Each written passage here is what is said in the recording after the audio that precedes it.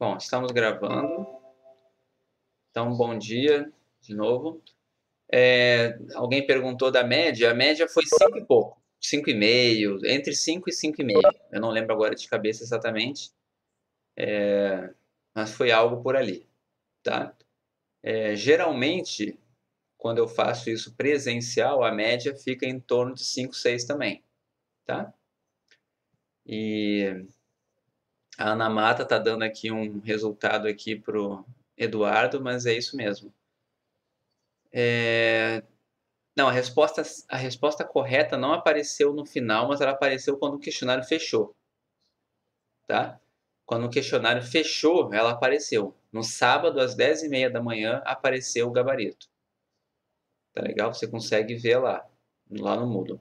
Mas, de qualquer forma, eu vou mostrar aqui, tá? Tem chance de ter algum gabarito errado? Eu acho que não, tá?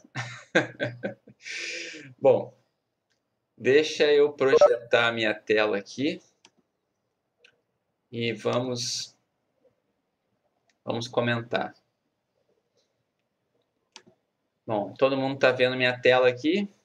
Essa é a minha visão aqui do Moodle, tá? Pode ficar tranquilo que eu não vou visualizar as notas, ok?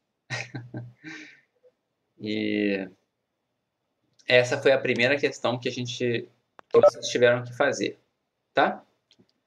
Então, tinha aqui assim, representantes de 10 países, incluindo Rússia, França, Inglaterra e Estados Unidos, serão dispostos em uma fila. De quantas maneiras isso pode ser feito se os representantes dos Estados Unidos e da Rússia não podem ficar um ao lado do outro, tá? É uma questão de análise combinatória que usa um argumento que a gente usou num exemplo em sala de aula, tá?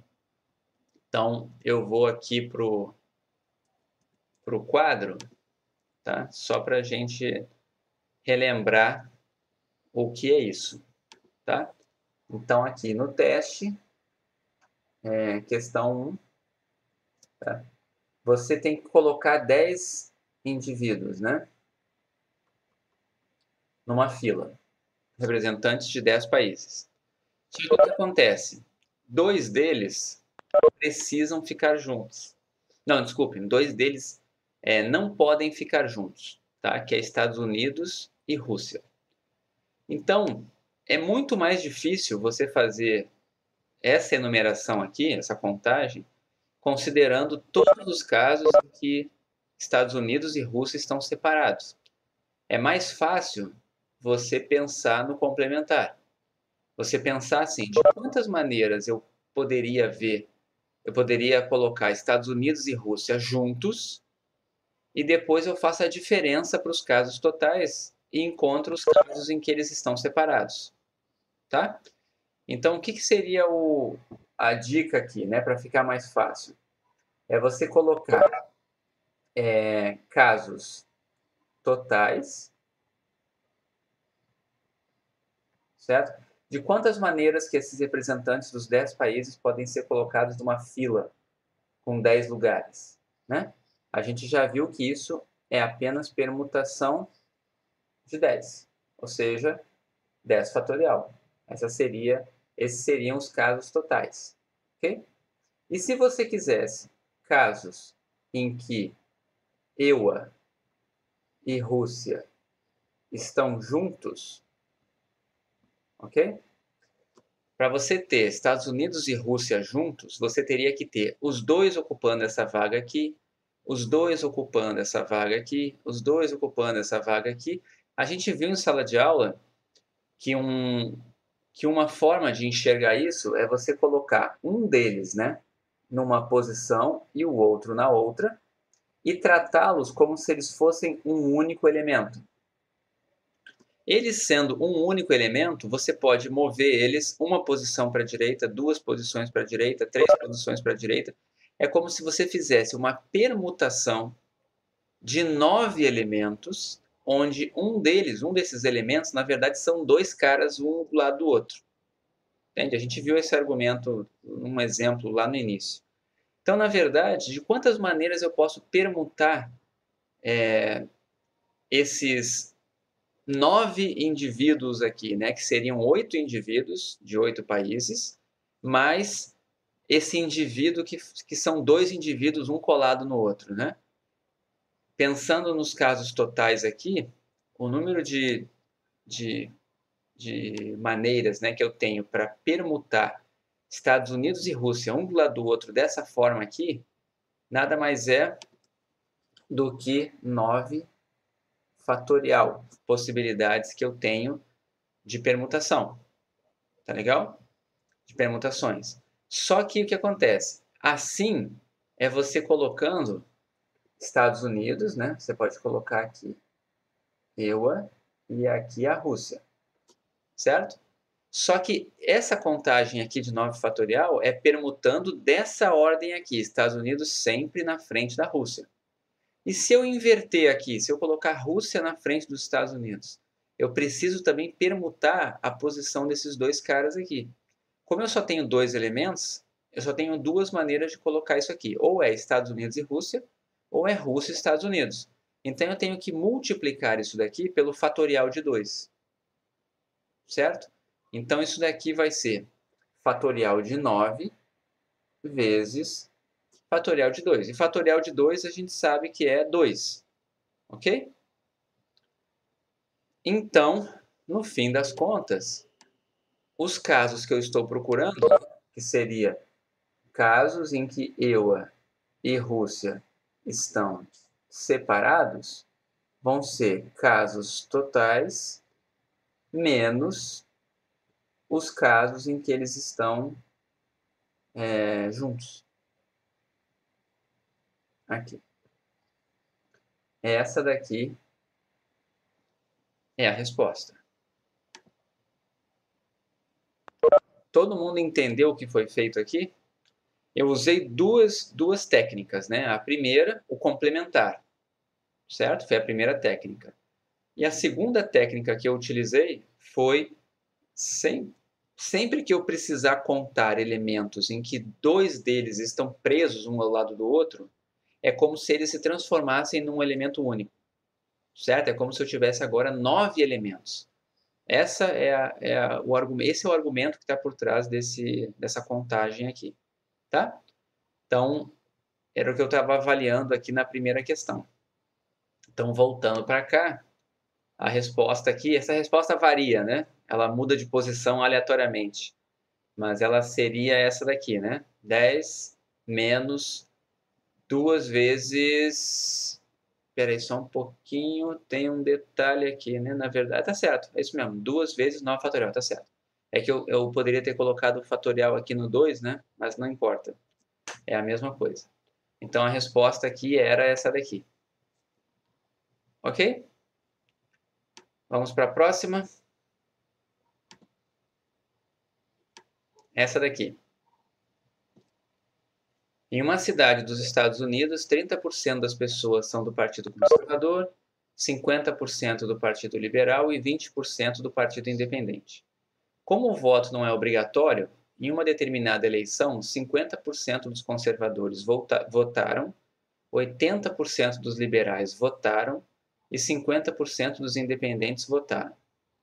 Se selecionamos uma pessoa aleatoriamente dessa cidade e vemos que ela votou na última eleição, qual a probabilidade dela ser liberal? Tá? Essa é uma questão típica de teorema de Bayes, tá? E que vai usar também teorema da probabilidade total. Para enxergar isso, eu vou colocar aqui parecida com a do fluxo pendular, exatamente, que a gente fez em sala de aula, que está nos slides, né?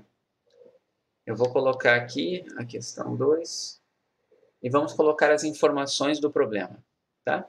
Então, primeira informação do problema, só um pouquinho que isso aqui sempre me atrapalha, vamos lá, conservador, liberal e independente, 30, 50 e 20. Então, a gente tem que a probabilidade dessa pessoa ser conservadora é 0,30, porque eu tenho 30% na população que são conservadores.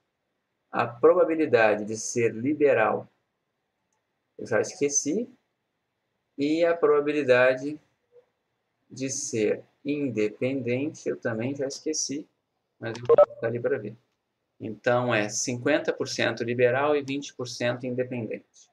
Então, aqui é 50 e aqui 20. Somou 100%. Ok? Tem mais informação dada no problema. Algumas probabilidades condicionais foram dadas no problema. Como o voto não é obrigatório, em uma determinada eleição, 50% dos conservadores votaram. 50% dos conservadores votaram. Que probabilidade é essa? Né? Deixa eu dar aqui um full screen aqui. Que probabilidade é essa? Se 50% dos conservadores votaram, eu estou com uma condicional aqui. Me ajudem. Eu devo colocar aqui a probabilidade de votar, dado que é conservador, é 50%, ou a probabilidade de ser conservador, dado que votou, é 50%.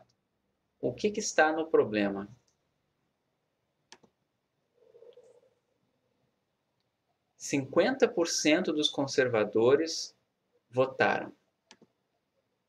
Todo mundo concorda. Votar dado que é conservador. Exatamente. O que está escrito aqui é o seguinte: se a pessoa é conservadora, certo? A probabilidade dela ter votado é 50%. Não foi dito o contrário. Não foi dito que, dado que ela votou, a probabilidade dela ser conservadora é 50%. Não, só está dito que dentre os conservadores, 50% votaram. Então, a probabilidade de votar, dado que é conservador, é 50%. É 0,5. Todo mundo entendeu essa parte aqui? Se você confundiu aqui, você vai chegar na resposta errada lá no final, tá? Tem mais uma informação. Essa informação é dada para os 3 partidos, né? Então, eu tenho a probabilidade de votar quando é liberal e tenho também a probabilidade de votar dado que é do partido independente, tá? Então, vamos lá. 80% dos liberais votaram e 50% dos independentes votaram. Então, eu tenho que, dentre os liberais, 80% votou e dentre os independentes, 50% votou. Ok? Esses são os dados do problema. Eu tenho probabilidades aqui que formam uma partição. Vocês podem ver que isso aqui forma uma partição. Porque ou a pessoa é conservadora, ou é liberal, ou é independente. Então, isso aqui forma uma partição. Essas probabilidades somam 1. Ok? Esse é um dos requisitos para a gente usar teorema da probabilidade total ou teorema de Bayes. E temos algumas condicionais aqui, certo? Como eu tenho essas condicionais aqui, eu consigo encontrar a probabilidade inversa, que seria, se eu quisesse saber a probabilidade de ser conservador, de ser conservador dado que votou, eu consigo. De ser liberal dado que votou, eu consigo. E de ser independente dado que votou, eu também consigo. Vamos ver o que o problema está pedindo para a gente. Ele está pedindo o seguinte: se selecionamos uma pessoa aleatoriamente dessa cidade e vemos que ela votou, então vamos lá. Tem uma informação importante ali. Ele quer uma probabilidade e ele está dizendo assim: selecionou uma pessoa, vemos que ela votou, ou seja, você já sabe que ela votou, então é dado que ela votou. Qual a probabilidade dela ser liberal? É exatamente isso aqui que está sendo pedido. Pode ver que isso aqui é exatamente o inverso, né? É o inverso dessa probabilidade aqui, ó. Né? A probabilidade de votar, dado que é liberal, é 80%. Mas se votou, qual é a probabilidade de ser liberal? Não é a mesma coisa, certo? Porque tem menos pessoas. A proporção de pessoas varia em relação a cada partido, né? A maneira como as pessoas votam muda também de acordo com o partido, então tudo isso aqui vai ser levado em conta para calcular essa probabilidade aqui. Como que você vai fazer isso? Você vai fazer isso via teorema de Bayes, certo? Então vamos lá. Probabilidade de ser liberal dado que votou é igual a probabilidade.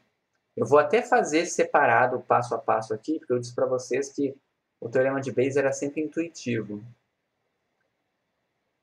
Espera aí, deixa eu ver o que foi comentado aqui. O enunciado diz, se selecionamos aleatoriamente, o enunciado não fala que a pessoa selecionada obrigatoriamente votou. Não, diz sim. Ele diz que a pessoa votou porque ele está dizendo o seguinte, se selecionamos uma pessoa aleatoriamente e vemos que ela votou, certo? Se você viu que ela votou, você já sabe que ela votou. Então, essa informação é dada. Ok? Tá legal? É ali que está dizendo que é condicional a ver. É por causa daquela frase ali. Tá? Não é a probabilidade dela ser liberal numa futura eleição. É naquela eleição específica. Né? Aquela pessoa votou. Então, eu já sei essa informação e vou usar os dados que eu tenho para tentar descobrir se ela é liberal ou não com base no fato dela ter votado. Né? Eu vou aqui montar o teorema de Bayes de novo para a gente relembrar o conceito, até porque a ideia era que vocês não tivessem decorado nada, né? Então, vamos lá. Se você quer a probabilidade de ser liberal dado que votou, é um P de A dado B. Como é que faz isso, então? Fica P de A interseção B, né? Que é isso daqui, sobre P de B. Concordam? P de A dado B é P de A inter B sobre P de B. Então, até aqui tudo bem. Agora vamos lá, o de cima, né? P de A interseção B sempre pode ser calculado como A dado B vezes P de B ou B dado A vezes P de A. Eu vou fazer um condicional aqui, mas qual é o condicional que me interessa, né? Se eu fizer L dado V vezes V, eu volto para o começo do problema. Não é isso que eu quero, eu não tenho essas informações. Então, o que eu vou fazer aqui? Eu vou fazer B dado A vezes P de A. Eu vou fazer probabilidade de votar dado que é liberal vezes a probabilidade de ser liberal. Vou colocar assim em cima. Tá legal? E embaixo, vamos lá. Probabilidade de votar. Eu vou usar o teorema da probabilidade total. Eu não sei a probabilidade de uma pessoa votar. Eu não sei. Mas eu sei o seguinte, eu sei que a probabilidade de uma pessoa votar pode ser vista como uma soma, que vai ser a probabilidade dela votar dado que é conservador, vezes a probabilidade de ser conservador, mais a probabilidade dela votar dado que é liberal, vezes a probabilidade de ser liberal, mais a probabilidade dela votar, dado que ela é independente, vezes a probabilidade dela ser independente. Né? Notem que o que eu estou fazendo aqui eu não sei a probabilidade de votar, mas se eu soubesse o partido delas, né, vamos dizer, o alinhamento político delas, eu saberia.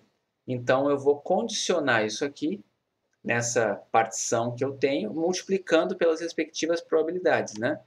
E somar isso tudo. Esse é o teorema da probabilidade total. Então vai ficar P de V dado um elemento da partição vezes a probabilidade do elemento da partição, mais a mesma coisa com o segundo elemento da partição, a mesma coisa com o terceiro elemento da partição. Certo? Notem também que um dos termos do denominador sempre vai ser igual ao numerador. Nesse caso aqui, esse meu segundo termo aqui de baixo é igualzinho ao de cima. Certo?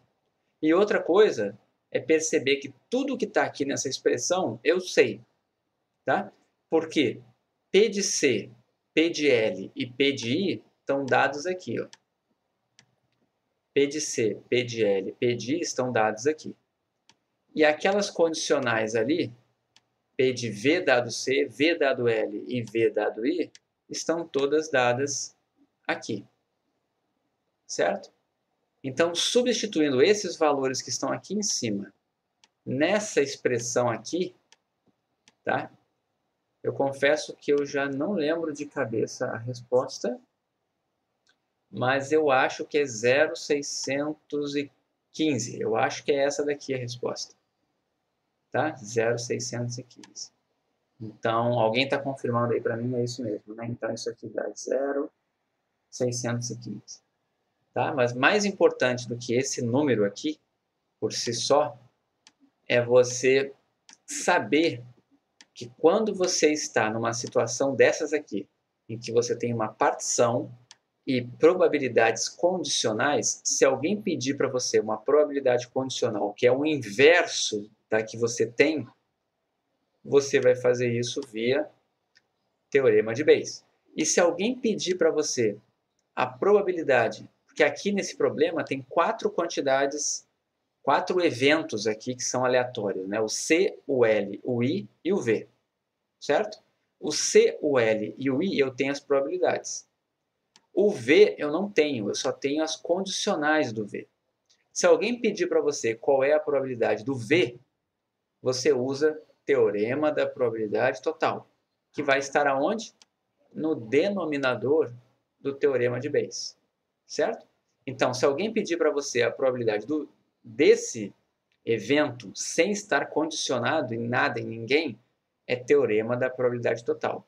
Mas se alguém pedir uma probabilidade condicional, que é o inverso da que você tem, aí você usa o teorema de Bayes. Todo mundo conseguiu acompanhar o raciocínio aqui? Tá? É importante, se você errou essa questão, refaça ela, certo?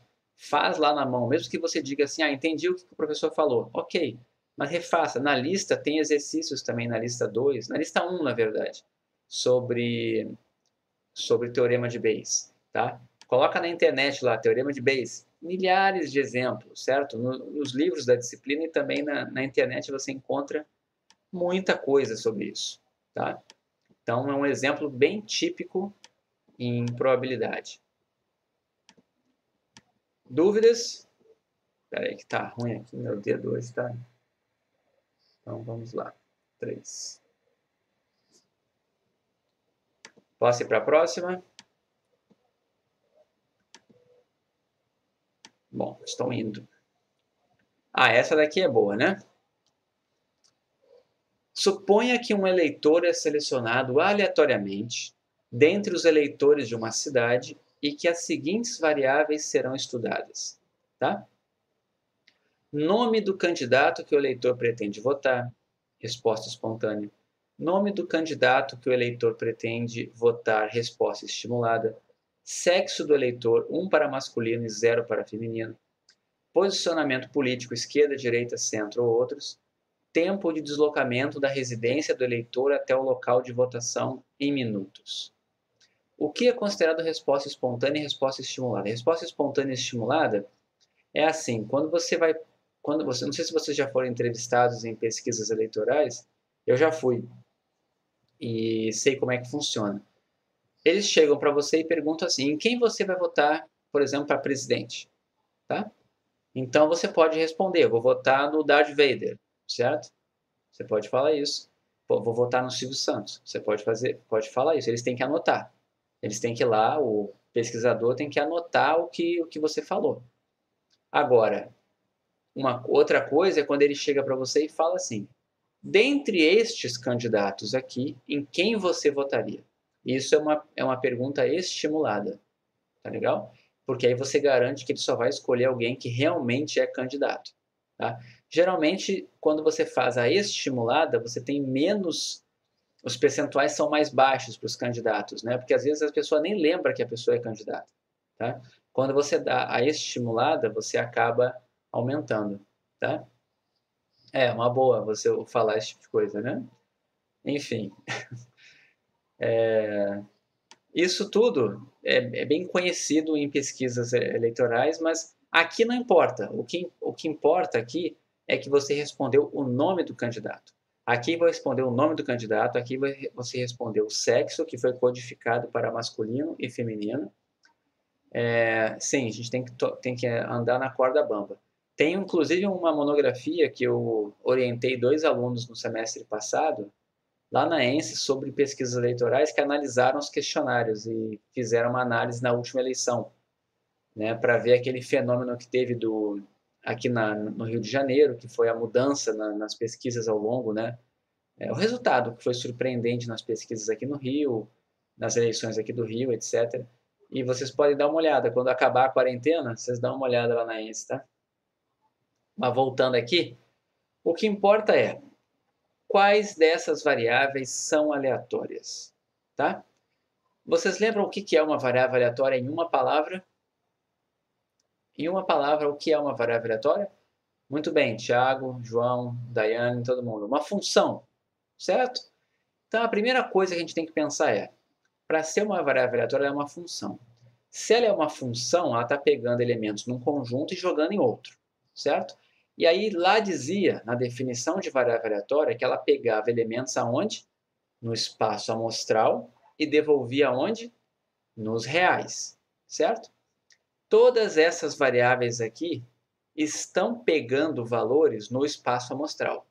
Por que elas estão pegando valores no espaço amostral? Porque na hora que você seleciona um eleitor, ele veio aleatoriamente, certo? Ele é aleatório. Ele carrega essa propriedade de ser aleatório com ele e você vai medir alguma coisa nele. Então essa parte está ok, tá? São funções que estão definidas no espaço amostral, que são resultados possíveis desse experimento. Então, o nome do candidato que o eleitor pretende votar, certo? A gente sabe que tem uma lista de pessoas lá que são resultados possíveis, todos formam o ômega. Você está pegando um deles, perfeito. Mas o problema é o seguinte, uma variável aleatória tem que te devolver um número real. Tá legal? Então vamos lá, alguém falou, a Milene falou, mas eu sei que tudo pode ser convertido em números. Pode, mas enquanto você não converte, não é uma variável aleatória, certo? Lembra da moeda, né? Vou jogar uma moeda e se der cara, eu coloco o valor 1, se der coroa, eu coloco o valor 0. Se eu fizer isso, é uma variável aleatória. Mas se eu não fizer isso, não é uma variável aleatória. Eu não posso trabalhar com ela sem ela estar me retornando números reais, certo? Então, mas o fato é o seguinte, se você tem essa variável aqui, ó, nome do candidato, uma lista com nomes, certo? Ela não é uma variável aleatória real, que é o que a gente trabalha aqui nesse curso. Nenhum modelo probabilístico que eu estou ensinando aqui nessa disciplina, que vocês estão aprendendo aqui, vai servir para ela. Mas se você codificar, por exemplo, votou no candidato X, recebe 1, não votou, recebe 0. Eu consigo colocar um modelo probabilístico em cima, certo? Então, nome do candidato não é um número real, não pode. Nome do candidato não pode. Sexo do eleitor codificado para masculino e feminino como sendo 1 e 0 se transforma numa variável aleatória real. Eu tenho modelos probabilísticos para isso aqui. Então, sexo do eleitor e tempo de deslocamento da residência do eleitor até o local de votação são as únicas variáveis aqui que são reais, certo? É a 3 e a 5.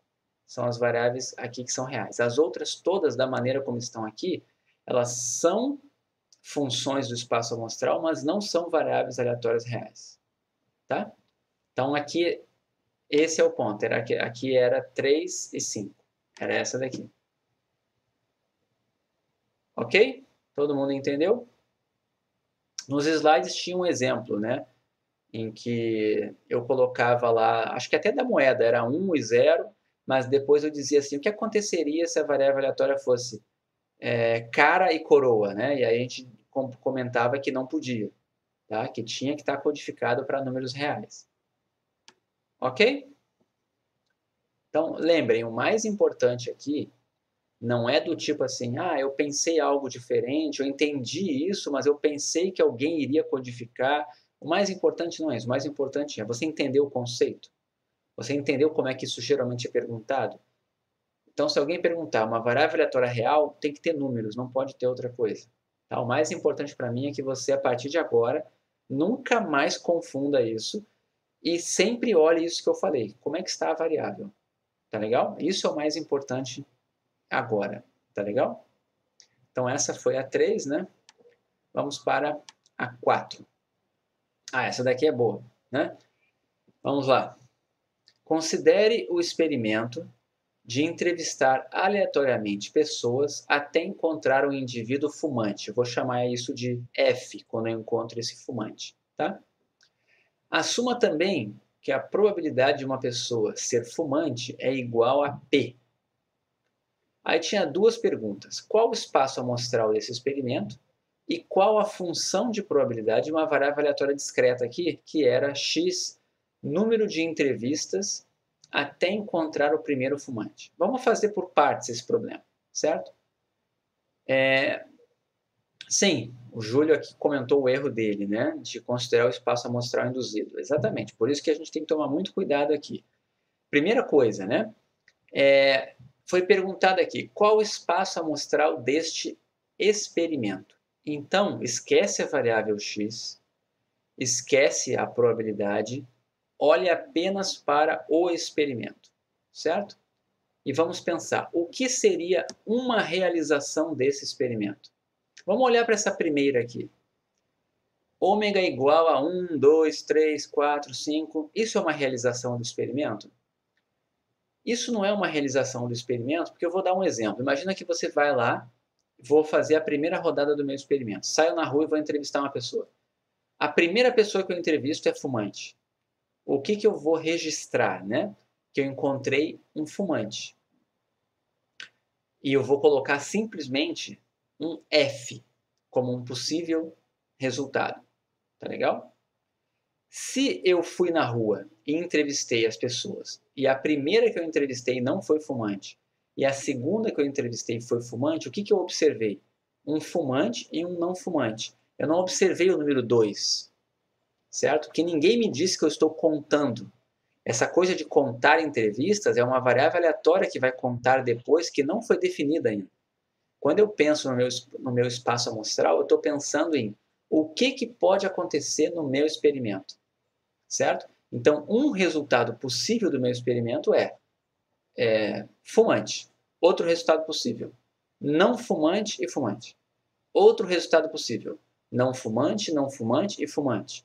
Sempre vai ser um resultado onde eu tenho como última observação um fumante, certo? Então, essa contagem aqui está associada ao espaço amostral induzido pela variável aleatória x. Mas não foi isso que foi perguntado em relação ao experimento. A letra B, FC, FC, FC, FC, FC, FC até F. Não, não é isso, certo? Isso daqui, ó, todos esses elementos que estão aqui não são o ômega. Eles são apenas um resultado possível do ômega, que seria um resultado em que eu teria vários indivíduos que não fumam e finalmente um que fuma. Isso seria uma realização do meu experimento, e não o ômega inteiro, certo? E a outra que eu coloquei aqui, que é a correta, né? O que seria então o meu ômega? Casos possíveis que eu posso observar. F, FCF, FC, FCF. Lembrando que FC é o complementar de F, né? Então é não fumante. Então seria não fumante, não fumante, fumante. Não fumante, não fumante, não fumante, fumante. E assim por diante. Infinitos casos possíveis, obviamente limitado aqui a quantidade de pessoas que eu tenho no mundo, né? Mas deu para entender aqui que isso vai... Não é uma quantidade que eu consigo... Não consigo saber onde acaba com as informações que eu tenho no problema. Todo mundo entendeu por que o ômega aqui tem que ser ou vai estar associado ou com essa alternativa aqui ou com essa alternativa aqui? Todo mundo entendeu? Essa daqui, João não entendeu, né? Então vamos lá para o quadro. Deixa eu apagar essa daqui. E vamos colocar aqui a questão 4. Lembrando, né, o ômega é um conjunto que eu tenho todos os resultados possíveis do meu experimento, certo? Se ele for finito, né, o número de possibilidades acaba no n, senão ele vai embora, tá? O ponto é o seguinte, eu tenho que pensar o que seria um resultado possível do meu experimento. O meu experimento de selecionar pessoas até encontrar o primeiro fumante poderia ter acabado assim. Fui entrevistar, eu dou a ordem para as pessoas. Ó, meu experimento é entreviste pessoas até encontrar um fumante e volta aqui. Me conta como é que foi. A pessoa vai lá, sai, entrevista um fumante. De cara aparece um fumante. Ele anotou, saiu um fumante. Tá? Outro resultado possível do meu experimento. Outro entrevistador saiu para fazer uma nova realização do experimento, entrevistou a primeira pessoa e não foi fumante. Entrevistou a segunda pessoa e foi fumante. Então, para ele foi diferente, porque ele precisou entrevistar duas pessoas, ele teve que, na verdade, encontrar um não fumante primeiro e depois um fumante. Então, para esse segundo entrevistador aqui, isso aqui foi o que ele observou. Certo? Outro resultado possível que outro pesquisador, ao ir na rua entrevistar pessoas, descobriu foi sair, por exemplo, FC, FC, F. Certo? E assim por diante. Quando você pensa de quantas maneiras eu posso fazer isso aqui, né? Se eu pensar numa enésima aqui, né? Seria você ter FC n-1 vezes e depois de n-1 FCs, você teria um fumante. Isso aqui é um resultado possível desse meu experimento de ficar procurando fumantes, certo? De ficar entrevistando pessoas até chegar num fumante. Ok? Isso é diferente de contar os elementos que estão aqui. Contar os elementos que estão aqui está associado a uma variável aleatória colocada em cima. Mas o experimento por si só está reportando isso aqui. Isso são resultados possíveis do meu experimento. Ok? E outra coisa que é importante notar é que sempre o meu experimento acaba, né, quando a gente chega num fumante. Certo? Essa é a condição para acabar. Não. A sigma-álgebra é mais complexa ainda. A sigma-álgebra são todos os subconjuntos disso aqui. É mais complexo ainda, certo? A sigma-álgebra. Alguém poderia perguntar assim, né? Qual é a probabilidade do entrevistador entrevistar, sei lá, um fumante, um não fumante, não fumante, fumante, ou 3 não fumantes e um fumante? Eu posso fazer uniões aqui, eu posso fazer interseções aqui, tem várias possibilidades, eu posso pensar no complementar aqui. Então, isso aqui é só o ômega. Os subconjuntos desse conjunto aqui é que formam a sigma-álgebra. Mas fica muito complexo, então não é nem comum, nem em probabilidade mais avançada, ninguém fica enumerando isso aqui. Tá? A gente assume que é o conjunto das partes e acabou. Agora tem mais coisa que foi dita, né? No problema foi dito que foi criada uma variável aleatória, né? Que era o número de entrevistas até encontrar o primeiro fumante. A gente viu esse exemplo, a gente viu em sala de aula várias contas com essa variável aleatória aqui. Alguém lembra qual é a distribuição dessa variável aleatória aqui? Número de repetições do experimento até obter o primeiro sucesso? Geométrica, certo? E é uma geométrica de que parâmetro, né? Sempre, a cada entrevista, eu estou dizendo que a probabilidade de uma pessoa ser fumante é P. Como eu estou assumindo que a população aqui é infinita, eu não sei o tamanho da população, eu estou assumindo que essa probabilidade é sempre a mesma, é sempre P. Cada vez que eu entrevisto uma pessoa é P, P, P, certo? Então, o que está dito aqui é que esse X, tá, tem distribuição geométrica P. Precisava decorar isso? Não, não precisava decorar isso. Tá? Porque a intuição da geométrica é algo que vocês podem ter na mente e é algumas distribuições você vai acabar tendo que ter essa intuição ao longo da graduação. E a geométrica é uma delas, a binomial é outra. Tá? O que é a função de probabilidade de uma variável aleatória, né? Discreta? Nada mais é desculpa, eu troquei a letra aqui, eu usei a letra de probabilidade 2. Espera aí. É o meu hábito de fazer isso. Tá?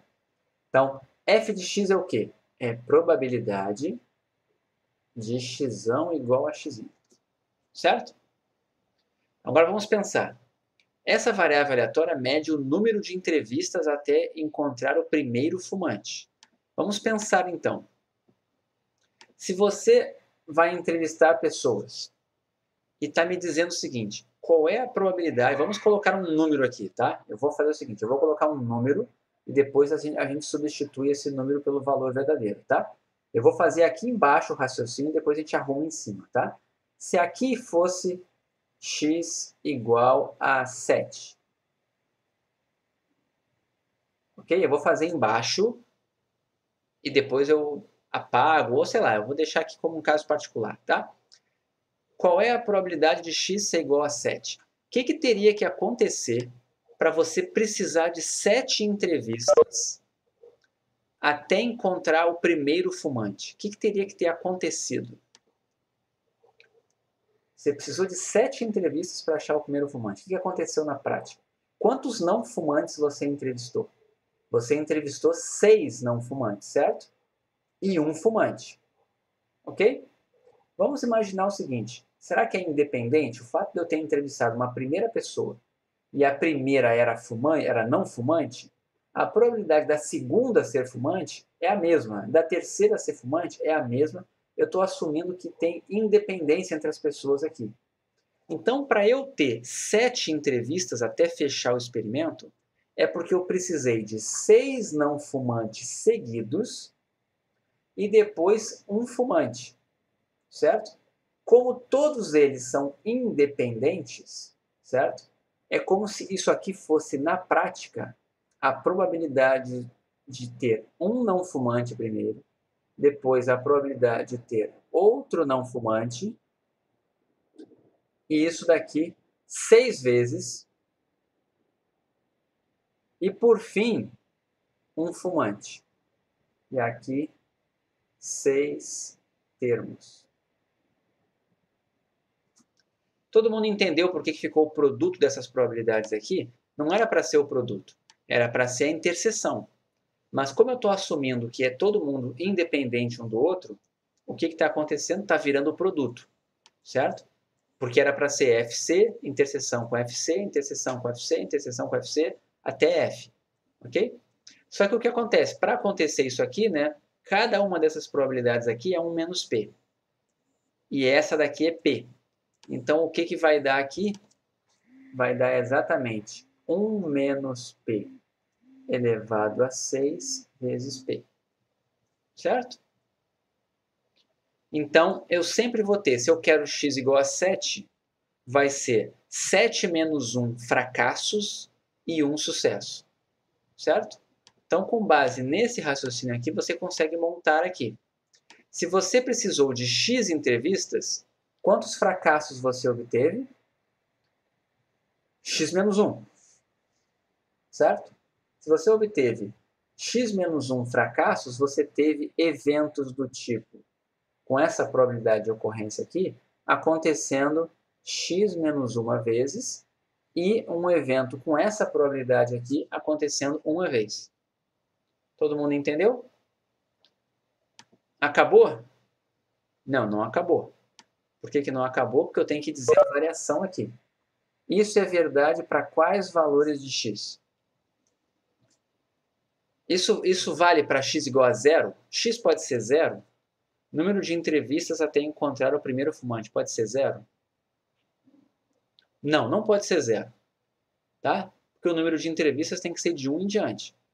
Então, se eu fizer uma entrevista e achar um fumante, o que vai dar essa conta aqui? Se eu fiz uma entrevista, vai ser x igual a 1. Esse termo todo aqui zera, né? Aliás, o numerador zera, isso aqui dá 1, fica P. Então, a probabilidade do x ser igual a 1 é a probabilidade de eu encontrar um fumante de cara, P. Certo?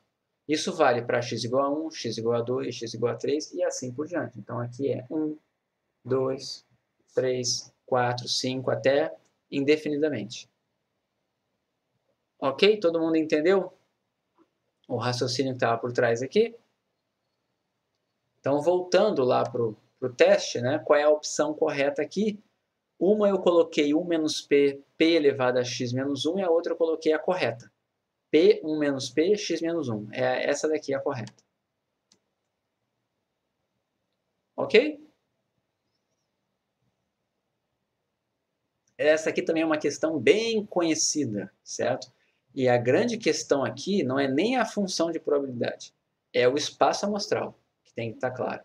Tá? Tem que estar claro que não é isso aqui. Esse 1, 2, 3 é o espaço amostral induzido pela variável aleatória x. Esse que está aqui é o ômega x, certo? Esse 1, 2, 3 aqui. Só que o ômega x ele varia, né, de variável aleatória para variável aleatória. Dentro de um mesmo experimento, eu posso ter infinitas variáveis aleatórias. Quinta questão. Ah, essa questão é muito boa. Essa daqui, deixa eu até dar um zoom aqui, porque é algo que vocês precisam saber sem erro, tá legal? Isso aqui é uma função de distribuição acumulada. Só de olhar para ela, a variável aleatória x é discreta ou contínua?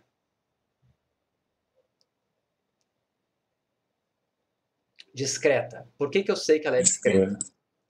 Exatamente, porque ela não é uma função contínua.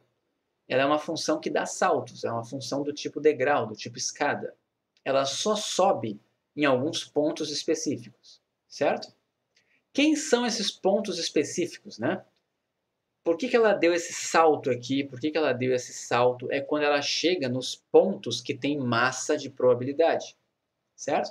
Então, como é que você faz para descobrir uma probabilidade aqui? Você pode fazer o tamanho desses saltos aqui, ó, para descobrir as probabilidades. Se alguém pedisse para você uma probabilidade específica aqui dentro, tá? Mas existem erros comuns em funções acumuladas. Se você entendeu a ideia da função acumulada, você não vai mais errar. Então, vamos lá. Vamos todo mundo entender a ideia da função acumulada agora nesse exercício aqui. Olha o que foi perguntado. Quais os valores de probabilidade de x menor do que 4 e de x maior do que 5? Vamos olhar primeiro para a mais simples aqui, que é probabilidade de x menor do que 4. Notem que é diferente menor e menor igual no caso discreto. Tá claro para todo mundo? É diferente. Então vamos olhar aqui. X menor do que 4. Onde que eu tenho que olhar? Vamos colocar, eu vou para o quadro. Deixa eu colocar aqui no quadro. Vamos fazer assim. Essa daqui é a questão 5, né? Eu quero isso daqui. Antes de continuar, eu vou fazer uma pergunta aqui. Isso daqui é verdade?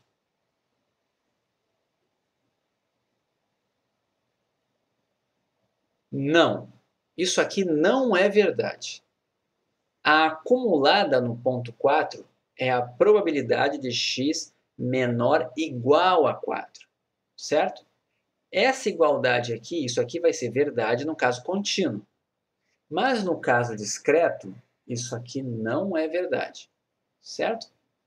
Então a primeira coisa que você tem que saber é que, olhando aqui para o gráfico, no ponto 4, quanto é que está o valor da acumulada? 0,8, certo? Então, foi perguntado aqui, qual é a probabilidade de x menor do que 4, não menor igual. Então, eu já sei que a resposta não é 0,8, certo? Como que eu faço para saber o valor da acumulada no 4, mas sem estar no 4, né?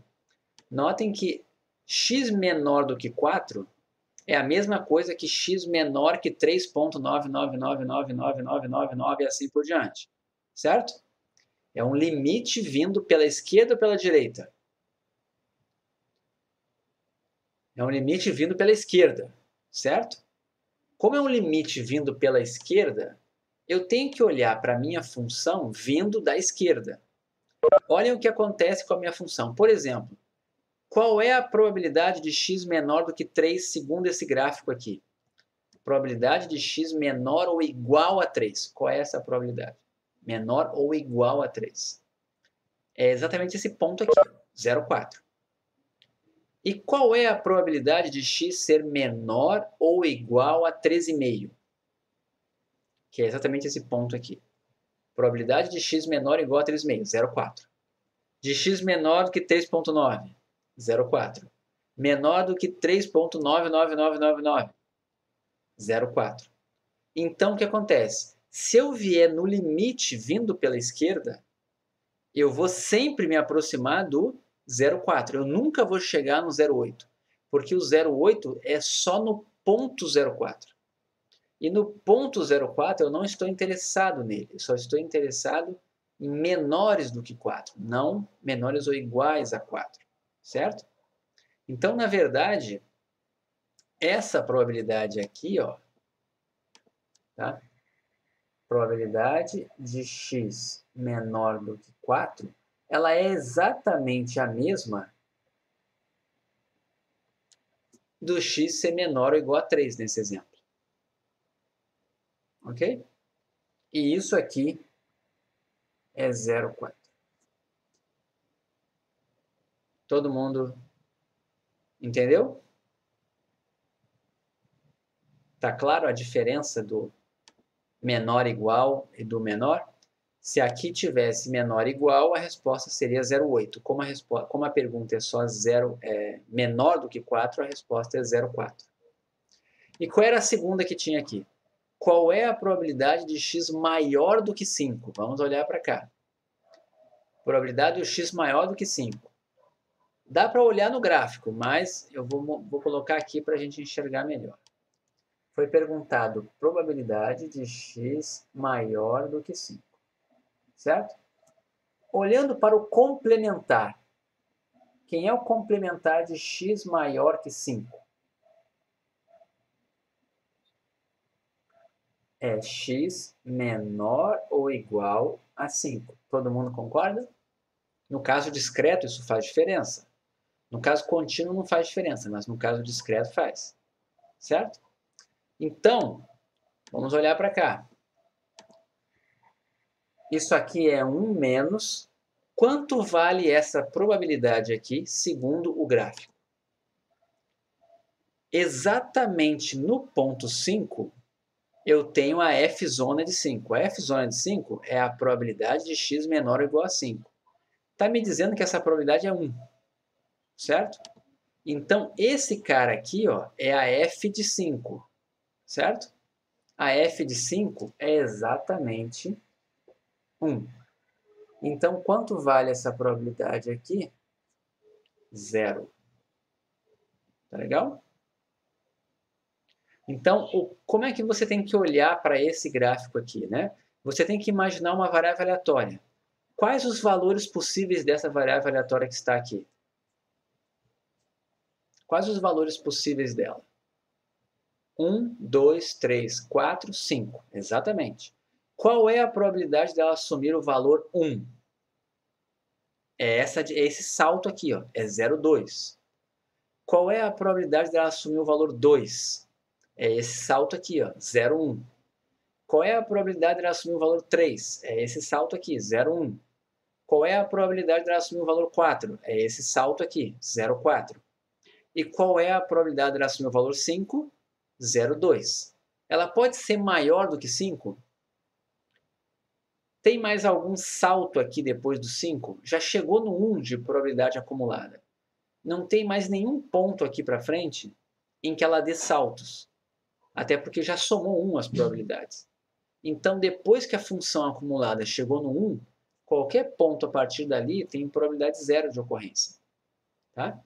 Então, a resposta aqui, eu já sabia pelo gráfico que ia dar zero. Tá? Mas a conta, propriamente dita, é essa aqui, que você tem que fazer. Todo mundo conseguiu olhar para cá e entender? Olhar gráficos acumulados são sempre complexos, tá? Vide os gráficos do Covid aí, né? Que é tudo acumulado e é um pouco difícil do pessoal interpretar, né? Mas tem ideias acumuladas são mais difíceis mesmo, tá? Ok, gente? Todo mundo entendeu? Professor, Oi, diga, Júlio. eu tenho uma dúvida. É isso mesmo que eu ia perguntar agora, acho que o João perguntou. Se em vez de perguntar probabilidade de x maior que 5, mas a questão dissesse assim, calcule a probabilidade quando x é maior ou igual a 5. Tá, vamos fazer aqui. Não seria 0, seria 1, né? Não, vamos lá. Qual seria essa probabilidade aqui, ó? Certo? Você pode fazer ela de várias formas, tá? Você pode olhar isso aqui como sendo a probabilidade de x igual a 5 mais a probabilidade de x maior do que 5. Você pode fazer assim, tá? Então, vou botar aqui duas formas, tá? Isso aqui pode ser visto desse jeito aqui, ó. Assim, mais esse daqui. Concorda? Que essa igualdade é verdadeira? Não, essa pergunta que ele falou existe. Perguntar se x é maior... Essa probabilidade aqui, ó. Qual é a probabilidade de x ser maior ou igual a 5? Eu posso perguntar isso aqui. Seria isso aqui. É uma forma de fazer. Essa aqui é 0. E essa daqui a gente já olhou ali, que é o tamanho do salto, que é 0,2. A resposta é 0,2, tá? Mas eu vou mostrar de outro jeito, tá? Acumulada de... Não, então, vamos lá. Deixa eu... Eu vou responder todos os casos aqui, tá? Esse é um que o Júlio perguntou, que eu acho que seria mais interessante. Então, probabilidade de x maior ou igual a 5 é igual a 1 menos probabilidade de x menor do que 5. Concordam? Todo mundo concorda? X maior ou igual a 5. Aqui é ou faz assim, tá? São duas formas distintas. Tá claro? Até vou fazer o seguinte. Vou botar assim, que aí...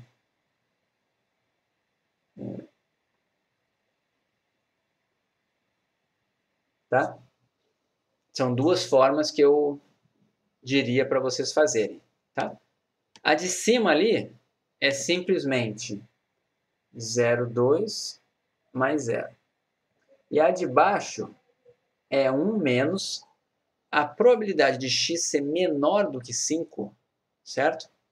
Eu posso olhar para ela, né, lembrando, qual é a probabilidade de x ser menor do que 5 sem incluir o ponto 5?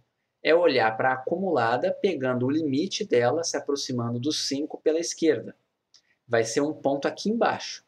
Isso é bem próximo do 5, mas aqui embaixo. Essa probabilidade é 0,8, certo? Outra maneira de enxergar isso é escrever isso aqui como probabilidade de x menor ou igual a 4.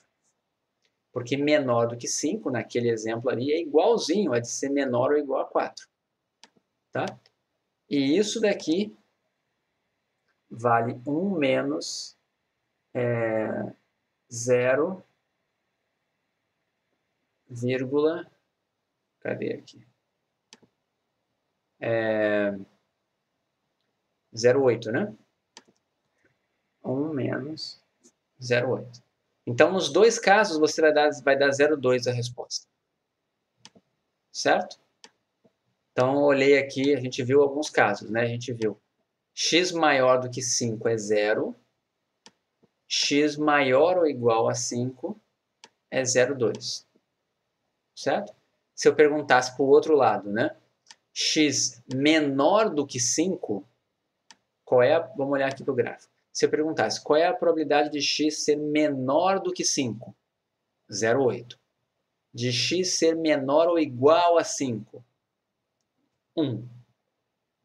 Ok? São os 4 casos possíveis aqui que a gente teria para analisar. Todo mundo entendeu?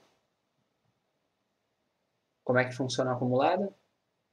Tá? Então, tem que só tomar cuidado com essa coisa do igual, ver se está vindo pela esquerda ou pela direita. É bem chatinho mesmo, tá? O caso discreto para olhar essas coisas. Tá? Caso contínuo não vai ter. Então, a resposta aqui era 0,4 e 0. Tá legal? Marquei aqui, né? Tá. Vamos para a próxima. Professor, Qual a acumulada de x... Não, não tem... Pera, deixa eu ver de novo o que foi dito aqui exatamente pelo João. Se a pergunta fosse qual a função acumulada, a probabilidade acumulada de x... Não. Não existe função acumulada aplicada numa desigualdade. Existe função acumulada aplicada num ponto. Certo, João? Então, assim, não existe... Cadê? Deixa eu botar aqui, né? Peraí. Eu não posso fazer coisas desse tipo aqui, ó. Quem é isso aqui, ó? Isso aqui eu não posso. Certo? Seria mais ou menos isso o que estaria sendo dito aí nesse que você colocou. Aqui dentro ele é uma função só de um argumento. Tem que você me dar um ponto e eu digo acumulado até ele, a probabilidade acumulada até ele. É só isso que a gente consegue fazer. Tá legal? Então, deixa eu tirar isso daqui. Tá. Então vamos para a próxima. Aqui. Essa também é outra clássica, tá? Que vocês têm que estar acostumados com esse tipo de palavra aqui, ó. Tá? Exatamente um ocorre. Tá? Então vamos olhar aqui questão 6. Tá? Deixa eu só me organizar aqui. Cadê? 5. Aqui. 6.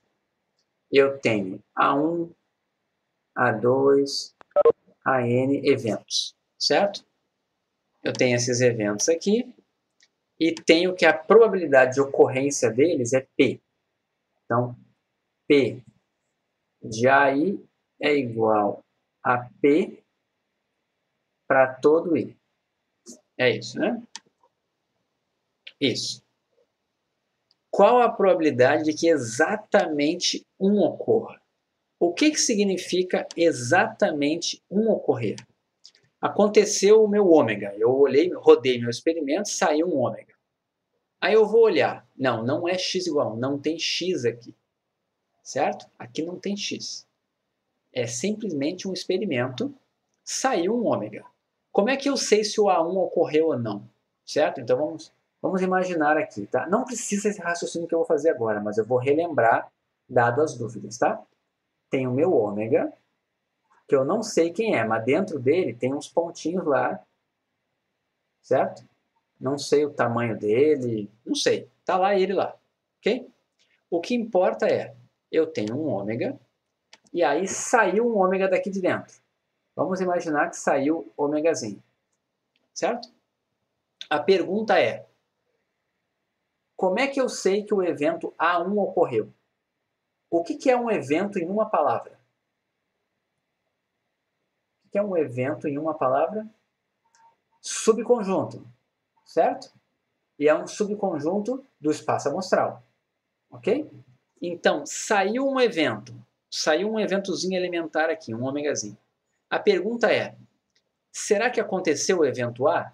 Então eu vou olhar o seguinte, a minha pergunta vai ser, se, tá?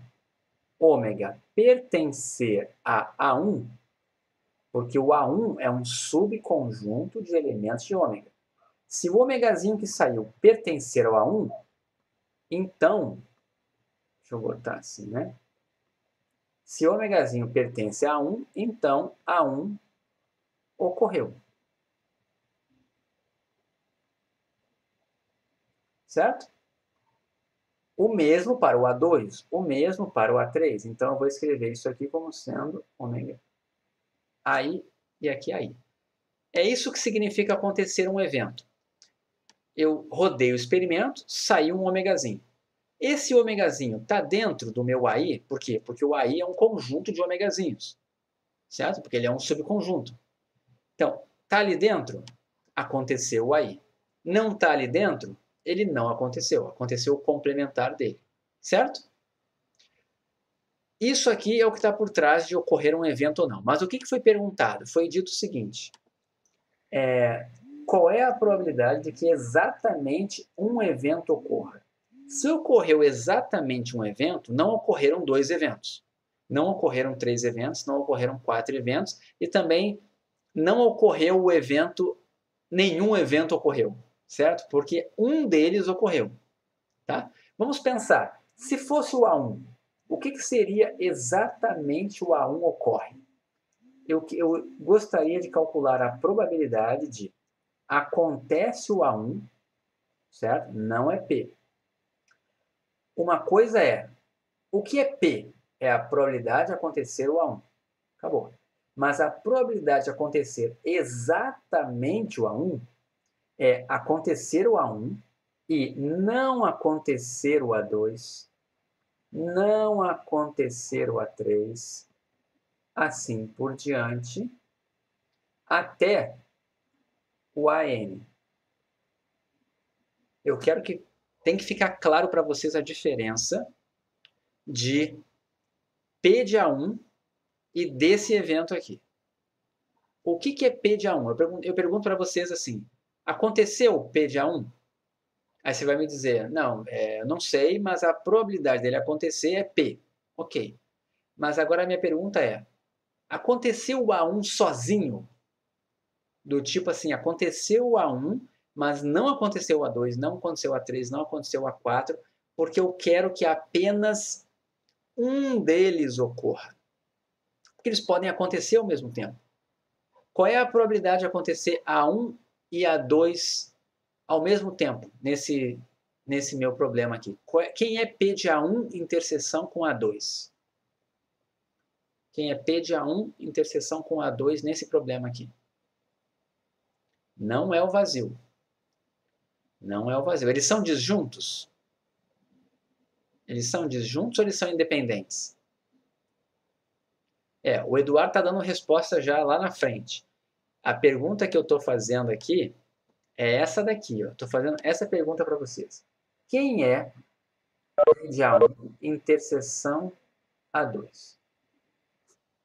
Quanto vale essa probabilidade aqui nesse problema? Eles são independentes ou são disjuntos? Tá dito que eles são independentes, certo? Então, essa probabilidade aqui vai ser P de A1 vezes P de A2. Essa probabilidade vai dar P ao quadrado, certo?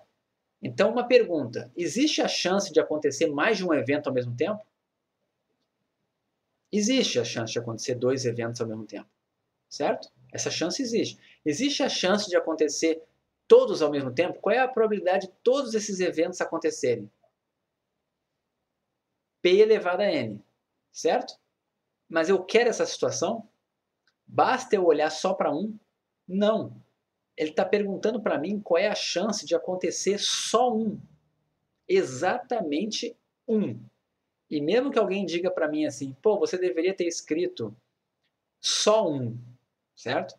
Mas o que eu quero dizer para vocês é que falar exatamente um é equivalente a escrever só um.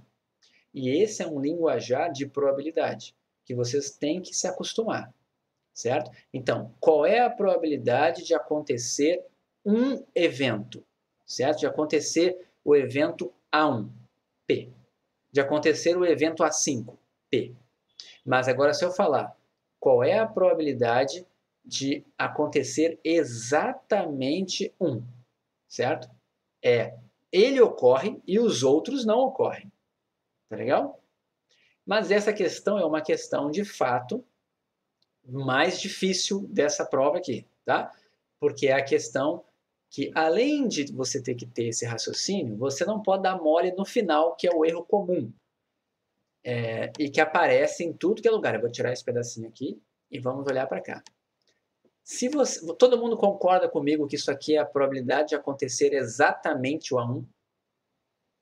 Aconteceu exatamente o A1 e não aconteceu os outros. Tá claro para todo mundo? Só que a pergunta é a seguinte, foi dito lá que é exatamente o A1 ou ele disse exatamente 1? Ele falou exatamente 1, não disse qual, certo? Então, na verdade, ele quer essa probabilidade aqui, tá? Ou qual é o segundo caso em que pode acontecer somente um evento? É o A1 não acontecer, mas o A2 acontecer, o A3 não acontecer, até a N não acontecer. Todo mundo entendeu a diferença do primeiro para o segundo? E o que acontece? Não, né? A Melene não entendeu. Vamos lá. Esse primeiro evento aqui, ó, é a probabilidade de acontecer exatamente o A1. Esse que eu coloquei aqui embaixo é a probabilidade de acontecer exatamente o A2. E eu posso fazer essa probabilidade aqui de acontecer exatamente o A3. de acontecer exatamente o A4, exatamente o A5, exatamente até exatamente a N. Então, o último caso que eu tenho aqui é A1 complementar, A2 complementar, A3 complementar, todo mundo complementar, só que o último, não. Esse último aqui seria probabilidade de acontecer exatamente o AN. Todo mundo entendeu aqui? E aí eu pergunto, então quantos são os casos em que eu estou olhando aqui? Acontecer exatamente o A1, exatamente o A2, exatamente o A3, eu tenho N possibilidades, certo? Então, no final, tá? A resposta, ela vai ter que ser N vezes uma dessas aqui, que são todas iguais. Por exemplo, essa primeira aqui, qual é a probabilidade de acontecer isso daqui? O A1 é independente do A2? Eu coloquei na lista isso, tá? Se A é independente de B, A é independente de B complementar. E A complementar é independente de B, e A complementar é independente de B complementar. Isso está na lista. Na lista 1 eu acho que tem isso, tá? Mas é uma informação importante. Então, se A e B são independentes, os complementares também são independentes, tá? Então, tudo isso aqui é independente. Essa probabilidade aqui é o produto das probabilidades individuais. Então, isso aqui vai ficar P de A1, que é P, e todos os outros estão no complementar. Então, os outros todos vai ficar isso aqui. Todo mundo entendeu? Na verdade é o seguinte, aqui não é a binomial ainda, tá legal? A binomial é uma variável aleatória definida em cima de um experimento, tá? Então isso aqui pode ser visualizado como uma binomial, mas uma binomial é uma variável que mede uma contagem, número de sucessos em tantas realizações, entendem? Isso aqui não é número de sucessos, isso aqui são eventos. Eu não estou no mundo das variáveis aleatórias aqui ainda. Eu estou no mundo do espaço probabilístico ainda. Não estou no espaço probabilístico induzido. Tá legal? Mas vamos lá. Deu isso aqui. Quanto vale essa segunda? Probabilidade de acontecer exatamente o A2. A mesma coisa, porque tem que acontecer o A2 e os outros todos, os N-1 restantes, não podem acontecer. Assim por diante. Até o último caso que eu fiz aqui, que seria o enésimo, o último a acontecer. Então, o último a acontecer tem probabilidade P e os demais têm probabilidade 1 menos P. E eu tenho N-1 elementos nesse evento aqui. Então, se eu somar, como isso aqui pode acontecer ao mesmo tempo, esses eventos aqui, ó. Não, então, você pode pensar em x igual a 1, eu não estou dizendo que está errado o teu raciocínio, só estou dizendo que nesse problema, eu não preciso falar em variáveis aleatórias. Eu não tenho que definir uma variável aleatória em cima para calcular. Posso definir uma variável aleatória que me ajude a calcular, certo? Mas eu não preciso de variáveis aleatórias aqui porque eu não estou no mundo das variáveis aleatórias aqui ainda. Tá legal? Bom, quando você faz a soma disso aqui tudo, né? Se você fizer a soma disso aqui tudo, lá no final vai dar n vezes essa probabilidade ali. Essa é a resposta. Ok? N vezes a probabilidade de acontecer exatamente um específico. Então, é essa daqui. Agora, vocês vão dizer para mim, pô, pegadinha, não sei o quê. Essa poderia até ser tratada como se fosse. Tá? Mas, essa questão aqui é uma questão que aparece em concursos, aparece em todos os livros. Qualquer livro de probabilidade sempre vão perguntar a probabilidade de acontecer exatamente um evento, certo? Então você tem que estar acostumado com esse termo, acontecer exatamente um, tá? Ok? Professor? Oi. Então, quando eu estudei probabilidade, é porque nesse caso eu entendi, a gente está falando de eventos não variáveis aleatórias, né? Uhum. Mas quando a gente fala exatamente 1 ou exatamente 2 e assim vai, por isso que eu até falei x igual a 1, porque me remete a binomial. Sim, se a gente estivesse falando de variável aleatória. Tá certo. Só que acontece, essa questão eu particularmente errei, porque traduzi exatamente um como pelo menos um. Tá. Aí, pelo menos um, de acordo com o que eu pensei, seria pelo menos um, então seria a união deles todos. E eu pensei como eventos disjuntos. Aí seria NP. Várias coisas, vamos lá. Você errou várias coisas, né? O ser disjunto daria já um erro, tá? Você também considerar a união de todo mundo. Sempre que aparecer pelo menos um, não é a união daqueles caras ali, não, tá? Porque aí você vai ter que fazer exatamente o A1 ocorre, depois você vai ter que fazer exatamente o A1 e o A2 ocorrem, exatamente o A1 e o A3 ocorrem, exatamente o A1, o A2 e o A3 ocorrem.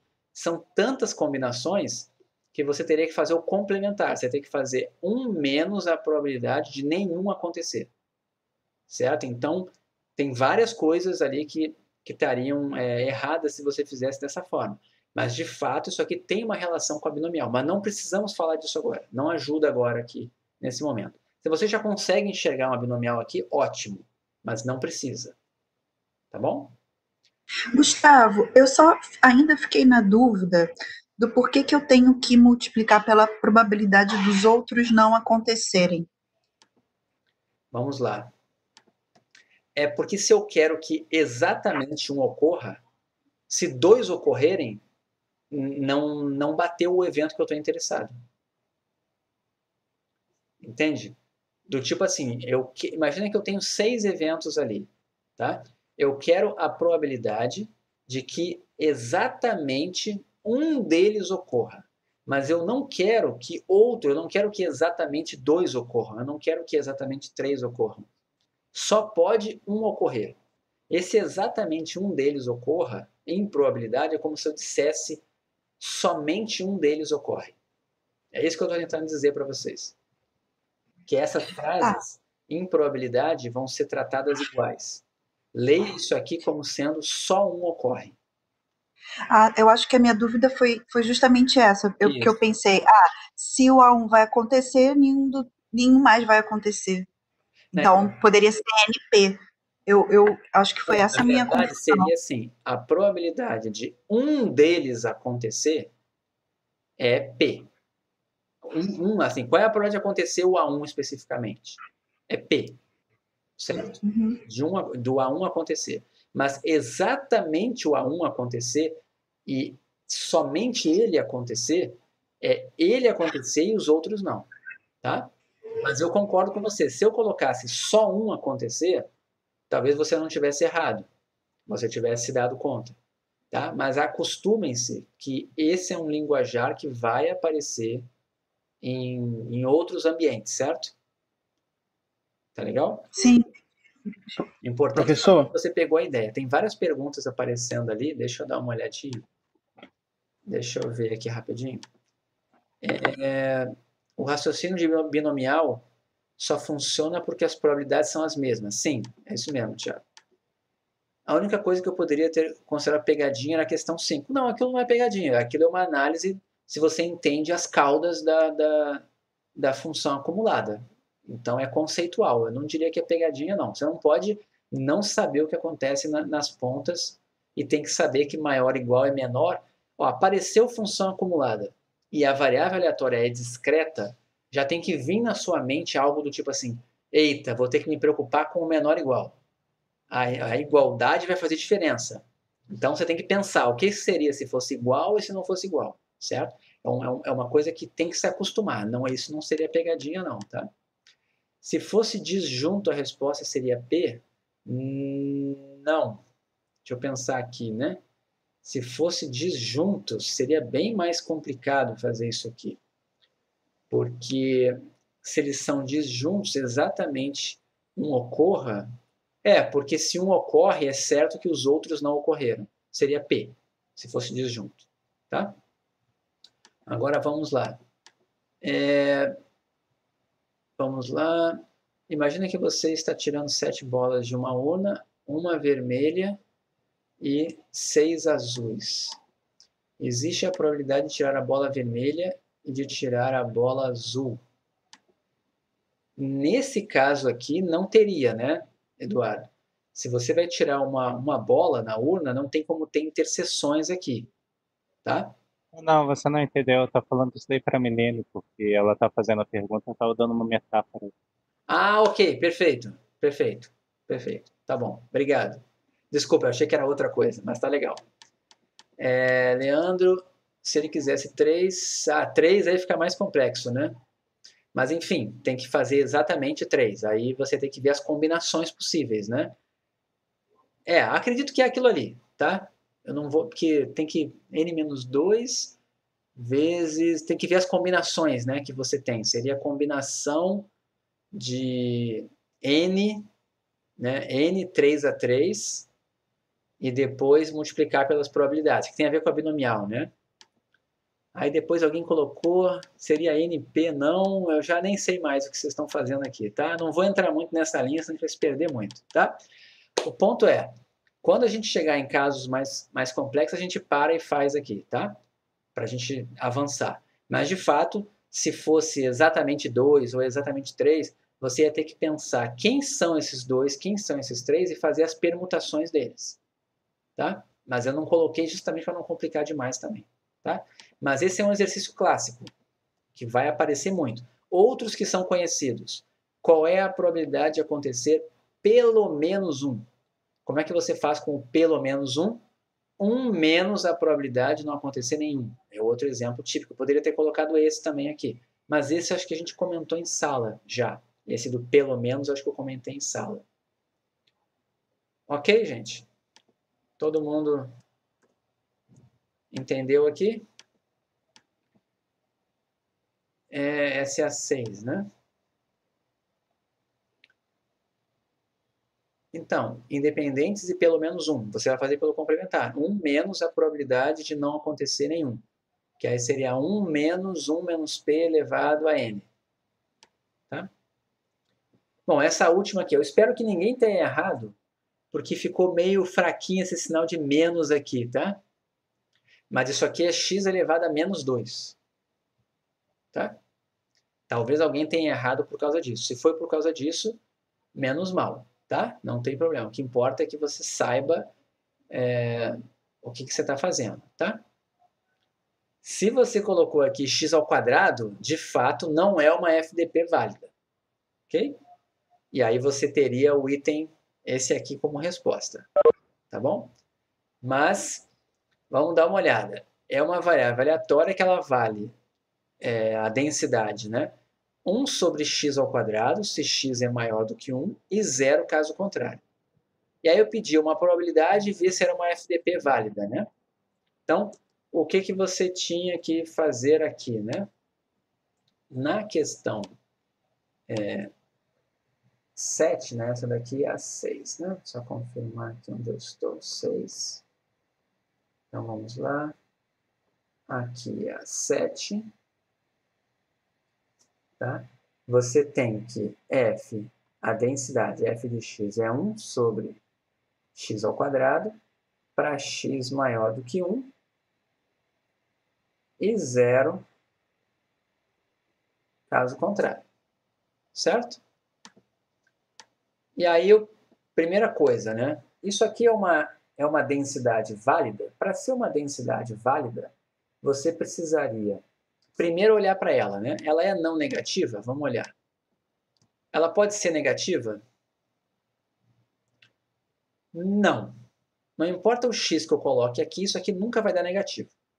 Então, eu já sei que ela é uma função não negativa, tá ok, passou no teste de ser uma função não negativa. Mas está faltando o segundo teste, né? Se eu integrar ela de menos infinito a mais infinito,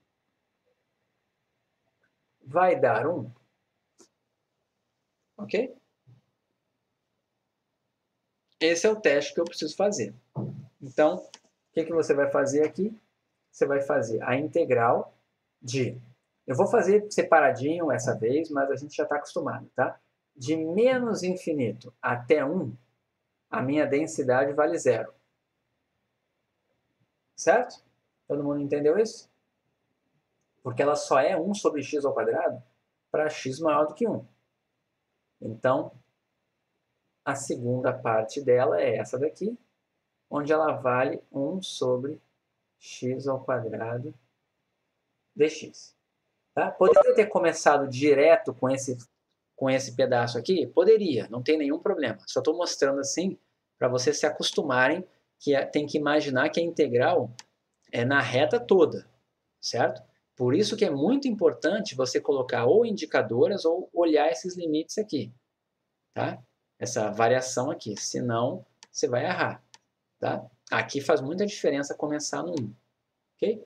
Então, isso daqui vai dar 0 mais, e essa integral aqui, né? Isso aqui é a mesma coisa que x elevado a menos 2, então isso daqui é x elevado a menos 1 sobre menos 1 aplicado em mais infinito em 1, e isso daqui dá exatamente 1, tá ok? Então, se você faz essa conta aqui, tá? Você vai ver que ela integra 1, então ela é uma FDP válida. Então, você já sabe que essa daqui e essa daqui estão erradas. A grande questão agora é descobrir qual é a probabilidade de x menor do que 10. Tá? Então, deixa eu colocar aqui, né? Então,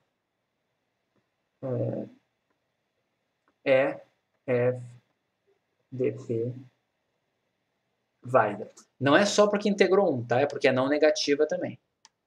Ok? Então, voltando aqui. Agora, eu tenho que encontrar a probabilidade de x, deixa eu dar uma olhadinha aqui, era x menor do que 10, isso, x menor do que 10. Probabilidade de x menor do que 10. Você pode até olhar como acumulada, procurar acumulada e depois aplicar no ponto 10, não tem problema. Eu vou fazer a conta aqui, porque o que acontece? No caso contínuo, tanto faz eu fazer isso aqui ou não. Eu colocar esse igual aqui, tanto faz. Tá legal? Não faz diferença nenhuma. O que importa é que isso daqui vai ser a integral, certo? De menos infinito até o ponto 10, okay? Da densidade, né? De f de x dx. Ok? E de novo, né? De menos infinito até 1, essa função aqui vale 0. Então, já vou colocar direto que isso aqui vai ser a integral de 1 a 10, certo? De 1 sobre x ao quadrado dx. Ok?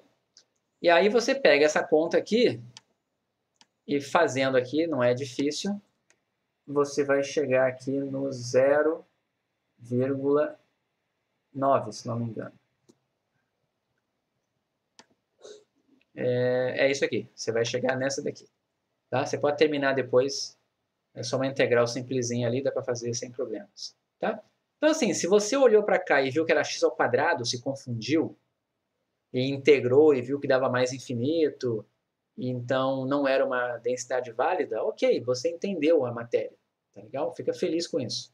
Independentemente de você ter errado. Tá? O ponto é, esse menos aqui ficou meio escondidinho aqui no Moodle, tá? Eu deveria ter colocado 1 sobre x ao quadrado para vocês se enxergarem melhor. Mas eu achei que assim ficava mais fácil, eu não precisava fazer fórmula, enfim. Coloquei desse jeito, tá? Mas o mais importante é, todo mundo entendeu por que é uma FDP válida? Porque é não negativa e porque integra 1. Todo mundo entendeu como é que encontra essa probabilidade aqui? Alguém fala, mas isso aí não teria a ver com a acumulada? Como é que é a relação disso com a acumulada? Tá certo. Esse probabilidade de x menor do que 10 poderia ser visto também, certo? Isso daqui, ó, é a mesma coisa que probabilidade de x menor ou igual a 10, porque eu estou no caso contínuo. Então, isso aqui não deixa de ser o f de 10. Tá? Aí, o que o João falou?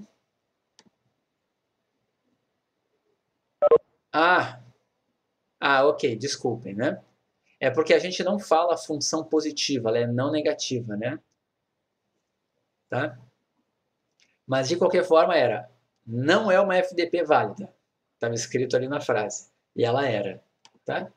Então, a negação daquela opção ali. Mas, ok, eu admito que dupla negação é bom a gente evitar, né? Não, não é pegadinha, não, tá? Foi o português normal mesmo para esse tipo de coisa, eu não consegui evitar. Tá legal? Como é que você encontraria a acumulada aqui? Eu vou só deixar indicado, caso você queira fazer como exercício, como que você encontraria a f grande de x. Certo? Como é que você vai fazer isso aqui? Você vai fazer a integral de menos infinito até o ponto x, certo? De quem? De f de t dt. Troque a letra. Lembrem disso, se você colocou x aqui, esse cara aqui é um ponto, ele não pode estar sendo integrado, ok? Se você não gosta de trocar de letra aqui, ao invés de fazer f de x, faz f de a. E aí você bota a aqui em cima e aí aqui você mantém o x, tá? Só para não se perder. Porque se você botar x aqui embaixo e x aqui em cima, não vai dar certo. Tá legal? Então, é a conta que você tem que fazer. E isso daqui, só lembrando, essa função vale zero, de menos infinito até o 1, ela vale zero. Então, você já sabe que isso daqui vai dar a integral de 1 até x, ok? De 1 sobre t ao quadrado dt. E isso tudo você vai estar fazendo para para x maior ou igual a 1. Para x diferente disso aqui, ela vai valer zero. Ok? Por que isso? Por causa disso aqui, ó. Essa função vale zero quando esse ponto, se você quiser calcular para um ponto negativo aqui, né? Essa função só tem sentido quando eu olho para valores de x maiores do que 1, porque se o x for abaixo, essa integral aqui dá zero. Ok? Então é x maior do que 1. Tá legal? Todo mundo entendeu? Vai ser zero caso contrário aqui. Se eu fosse colocar aqui, vamos botar, né? Zero caso contrário. Tá bom? Todo mundo entendeu o que foi feito aqui? Todo mundo entendeu o teste? Olhando agora com o gabarito, vocês acharam um teste difícil, um teste fácil? O que vocês acharam?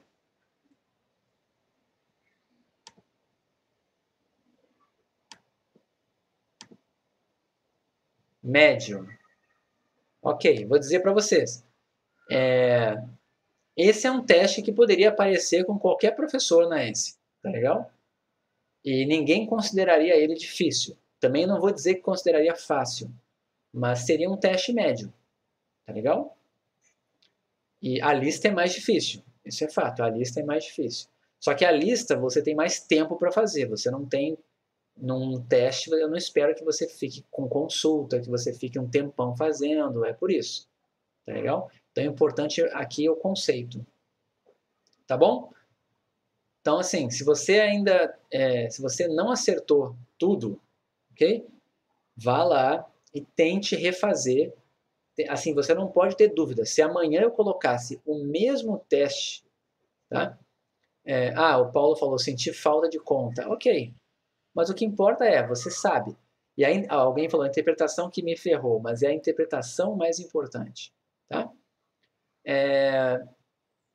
Então, não sei. Se sendo presencial, não seria de marcar e eu teria mais opções para trabalhar com vocês aqui da maneira que eu optei fazer. Como eu consegui fazer um teste de forma objetiva, com opções para você marcar, que eu achei que ficou num nível razoável, eu fiz assim. Mas não precisava ser, eu poderia ter feito um teste. Os próximos podem envolver contas, um pouquinho mais de contas, tá legal? Não garanto que vai ser sempre assim. Tá bom? Bom, mas de novo, obrigado por vocês terem feito ele com seriedade, tá? Valeu mesmo. A gente ainda tem um tempinho, pouco tempo, né? Mas eu quero comentar uma parte aqui com vocês que dá tempo, tá? A gente está nesse arquivo aqui de slides parte 4, Eu já estou com um de parte 5 que não está finalizado, tá? Mas como hoje a gente não vai entrar nele, eu nem coloquei lá nos repositórios, tá? Mas deixa eu colocar aqui para vocês, para a gente ficar uns minutinhos aqui. A gente já tinha visto esperança, tínhamos visto isso aqui, vimos propriedades e paramos numa propriedade específica aqui. Aqui. Nós paramos nesse aqui, lembram? No caso discreto, assumindo que x assume valores inteiros não negativos, eu mostrei isso aqui e foi uma demonstração que eu me embananei no meio, lembram? Depois eu peguei o vídeo lá, eu tirei algumas partes assim para dar uma resumida na parte que interessa mais, tá? E espero que, olhando de novo, caso vocês olhem o vídeo, tirando toda a parte que eu patinei lá, que fique um pouco mais claro do raciocínio, tá? Mas é uma propriedade que tem para variáveis aleatórias discretas, tá? E eu não vou hoje resolver isso aqui, mas eu quero que vocês façam isso aqui na geométrica, tá? Na geométrica, essa probabilidade aqui já foi calculada num exemplo anterior. Você já tem isso aqui calculado num exemplo anterior. Então, eu quero que vocês usem a geométrica para mostrar a esperança dela usando aquela propriedade ali. Façam como exercício, tá? E aqui tem um outro exemplo que eu queria apresentar hoje para a gente fechar essa parte de propriedades, tá? E aí a gente encerra hoje na aula e na aula que vem eu começo a falar de momentos, amanhã. Tá legal? Então, hoje eu queria só fazer esse caso aqui, ó. Deem uma olhada aqui nessa esperança e vejam como ela tem alguma semelhança com a expressão anterior aqui, ó. Tá? Deem uma olhada no que está aqui, ó. Estão vendo que probabilidade de x maior ou igual a x não é exatamente 1 menos a acumulada, né? Porque se isso aqui fosse probabilidade de x maior do que x, seria exatamente 1 menos a acumulada no ponto x. Todo mundo está enxergando isso que eu estou falando? Olhem essa probabilidade aqui. Isso aqui não é o complementar de probabilidade de x menor ou igual a x. Não é. Isso aqui é o complementar de probabilidade de x menor que x. Certo?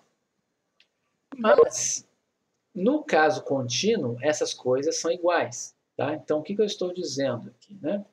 Estou dizendo o seguinte, que dentro daquela esperança que está ali, vou botar um preto aqui, isso aqui, né, é diferente disso aqui. Todo mundo concorda comigo? No caso discreto. Vocês concordam? Tá? Qual é o problema aqui? É esse igual aqui, ó. Tá? Se não tivesse esse igual aqui, essa igualdade seria verdadeira. Ok? Probabilidade de x maior do que x é o complementar da acumulada. Mas maior ou igual não é. Certo? Isso aqui no caso discreto. Tá bom? Só que no caso contínuo é igual. Então, olhem o que está aqui, ó. Vocês conseguem ver que isso aqui é exatamente probabilidade de x maior do que x, que está aqui? É exatamente probabilidade de x maior do que x, que no caso contínuo é exatamente essa daqui também. Certo? Então, tem uma relação entre essas duas, certo? Aqui é probabilidade de x maior ou igual a x, e aqui também é probabilidade de x maior ou igual a x, só que no caso contínuo. Tá? E aqui é para inteiros não negativos, o x, e aqui é para x não negativa. Então, a integral vai de 0 a mais infinito. Não pode, se a sua variável aleatória assumir valores negativos, não pode usar essa propriedade aqui. Tá? E é uma maneira de encontrar esperança. Então, eu quero fazer rapidamente aqui a conta dessa esperança aqui, ó, dessa distribuição, que é conhecida como distribuição exponencial. mas não importa para a gente. E só quero mostrar que o valor dá exatamente o valor exato que deveria dar se eu calculasse da forma tradicional. Tá? Eu vou usar essa propriedade aqui. E vocês vão terminar a conta em casa, tá? Então, assim, em casa. Vocês estão sempre em casa, né? Então, é redundante isso que eu falei aqui, né? Vocês vão terminar depois da aula, tá bom? Então, o que eu estou dizendo? É exemplo, exercício 5, é para vocês fazerem, tá? Mas eu só vou dar uma dica aqui. Então, aqui é o exercício 5. Tá? Você tem f de x é igual a lambda esp de menos lambda x para x maior do que zero e zero caso contrário. Vamos ver se é isso mesmo. Lambda esp de menos lambda x, e aqui eu tenho para x maior do que zero, ela vale 1, e para x menor do que zero, a indicadora vale 0. Então é isso mesmo. Ok? Todo mundo entendeu aqui? Até aqui? Então tá, estamos aqui. Como que você calcula esperança? Certo? Para você calcular esperança aqui, você vai ter que fazer esperança de x é igual a integral, eu já vou colocar no domínio que importa, tá? No domínio que ela é não negativa. É integral de 0 a mais infinito de x vezes a densidade. Lambda esp de menos lambda x dx. Ok? Acho que a gente fez essa conta aqui em alguma aula anterior. Tenho quase certeza que a gente fez isso, tá? Mas eu quero que vocês façam essa conta aqui. E isso daqui vai dar exatamente 1 sobre lambda. Ok? Que é o valor esperado dessa variável aleatória que tem essa densidade aqui. Ó. Façam essa conta. Façam essa integral aqui para mostrar isso. Tá? Só que tem outra maneira de fazer isso. A outra maneira de fazer isso é você fazer a integral de 0 a mais infinito de quem? 1 menos f de x dx. Certo? Que é o que está ali dito nas propriedades. Que também tem que dar 1 sobre lambda. Ok? Então eu quero que vocês mostrem isso aqui. E lembrando, quem é essa f de x aqui? Como que você obtém essa f zona de x aqui? Para obter a f zona de x, o que você tem que fazer?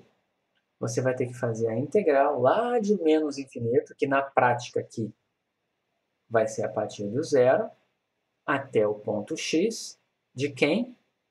Lambda esp de menos lambda t dt. Ok? Então, vocês vão usar essa expressão aqui dentro. E vocês têm que chegar na mesma coisa. Ok? Todo mundo entendeu? O que tem que fazer aqui?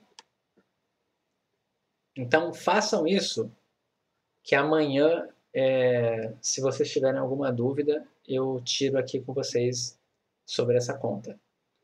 Tá legal? Qual é a grande vantagem? O que vocês acham? Qual vai ser mais fácil aqui? Essa daqui ou essa daqui? O que vocês acham? Alguém tem alguma intuição? Para resolver isso aqui, o que tem que usar? Para resolver essa integral aqui. Por partes. De novo, é por partes por enquanto, tá? Porque isso aqui resolve sem ser por partes, tá?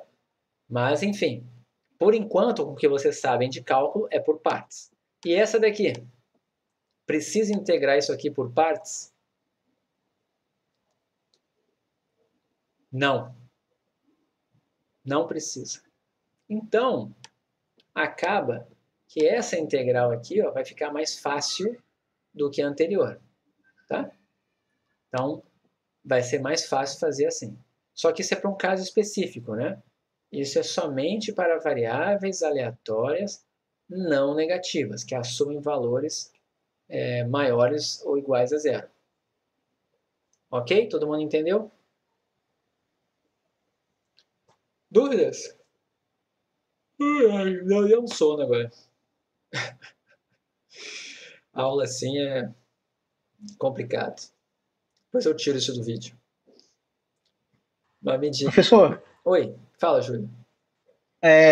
A esperança, sem a gente usar essa 1 menos a acumulada de f de x, da função exponencial, se a gente usar pelo cálculo da esperança, eu acho que o senhor só colocou x esp elevado a menos lambda x, não colocou x vezes lambda. O senhor colocou lá? Espera aí. Tava só x. Aqui? Essa aqui? Cadê? Não tô O X vendo. tá aqui. Botou x lambda, né? X lambda. Botei o X aqui. Não precisa por parte, então. Eu não tinha visto lambda. Aí eu tava tipo, só tem como por parte, mas agora eu já entendi que tem como fazer por substituição. Não, peraí, só um pouquinho, calma. Essa daqui tem que fazer por partes ou usar aquela ideia do kernel que eu falei que vocês vão aprender. Tem que fazer porque tem X aqui. Nessa aqui não tem X. É 1 menos a acumulada. E para fazer a acumulada não precisa botar X. Entendeu? Aqui não tem X. Nossa, sim. Mas na de cima tem. Então, o que eu estou dizendo é que essa daqui não é por partes e essa daqui é.